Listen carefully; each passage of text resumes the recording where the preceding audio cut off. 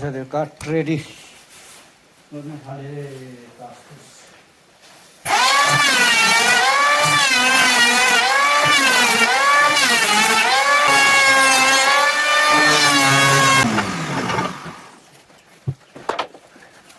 दुई साइड चाहिँ रेडी भइसक्यो। अब दुई पाटा रह्यो है साइज गर्नु।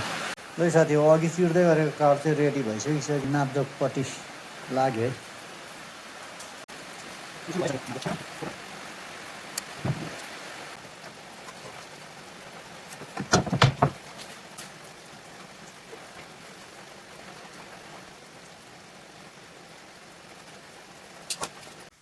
हेर्नुहोस् है साथी सबै गजहरू सबै रेडी भइसक्यो सरहरू।